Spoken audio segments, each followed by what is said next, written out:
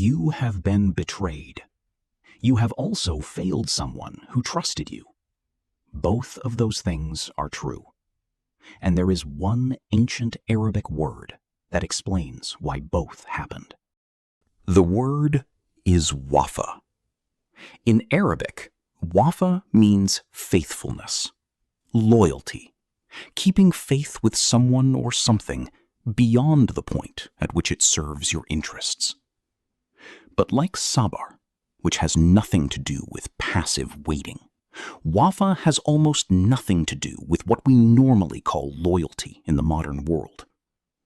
Modern loyalty is largely transactional.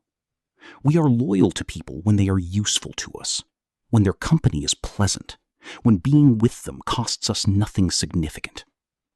The moment the relationship becomes costly, the moment standing by someone requires us to lose something, we call it a difficult situation and begin the process of recalculating.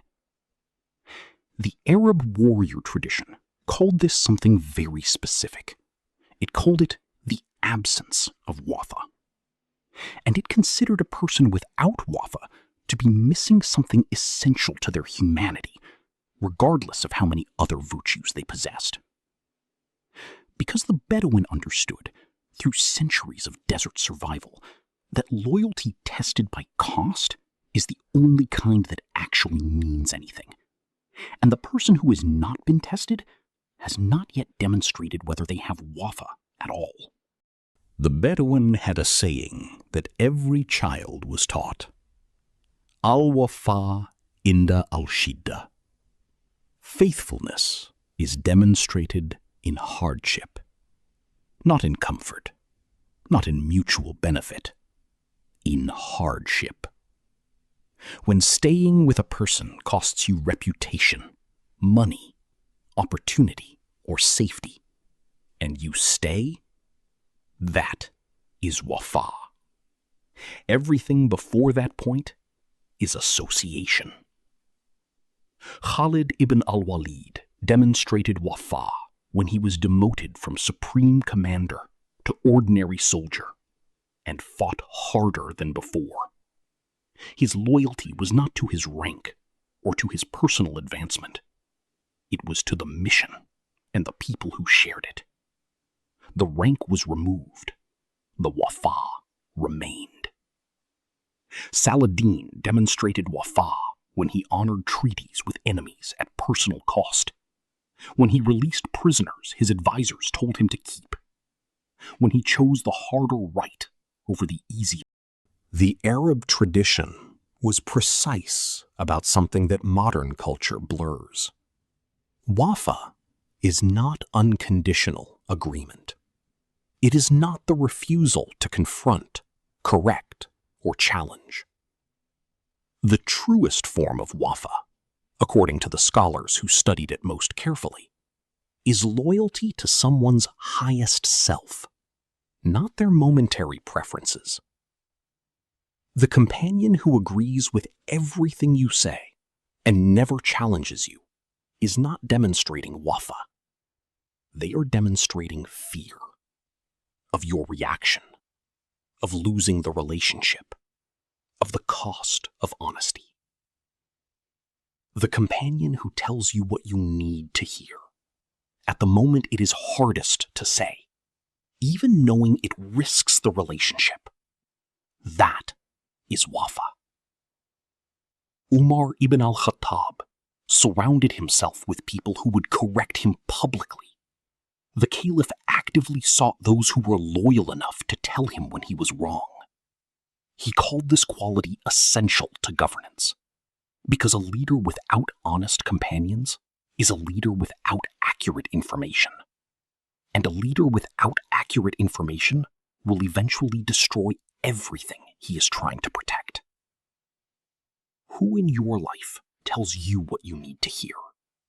And more importantly, are you loyal enough to the people you love to tell them what they need to hear? Dimension 3. Wafa to yourself. 430 to 600.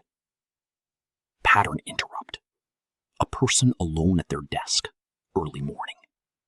the only audience is themselves. The Sufi extension of Wafa takes it inward, and this is where it becomes most personally challenging.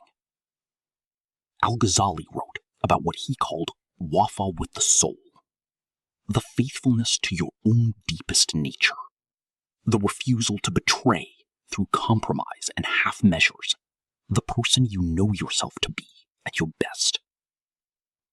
Most betrayal of self happens not in dramatic moments, but in the accumulation of small choices.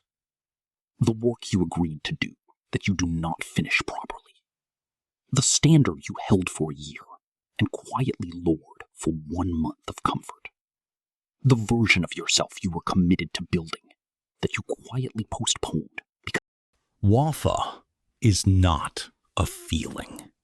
It is a practice. And like every practice, it is built through repeated small choices before the large moment arrives.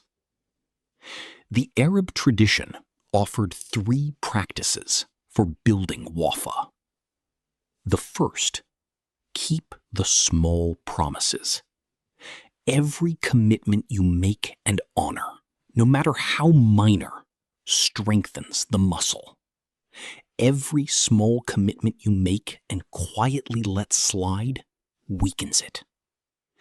The person who cannot keep small promises will not keep large ones when the cost is significant. The second, stay 1 moment longer than is comfortable. When a relationship, a project, a commitment becomes difficult, and your first instinct is to pull back, stay 1 more round. Not forever. 1 more round. The practice of not retreating at the first difficulty. You have been betrayed, and you have also failed someone who trusted you. Both of those things point to the same truth. Wafa is rare.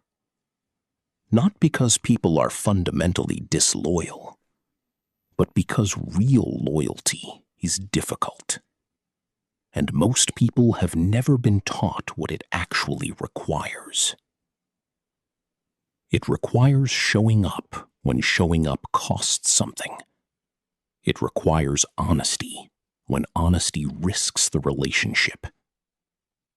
It requires faithfulness to yourself, to your own standard, your own word, your own nature, in the daily choices that no one else will ever see.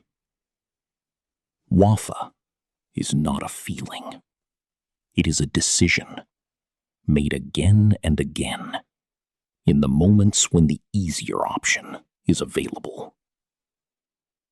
Subscribe to Desert Mind, new Arab wisdom, every Tuesday and Friday.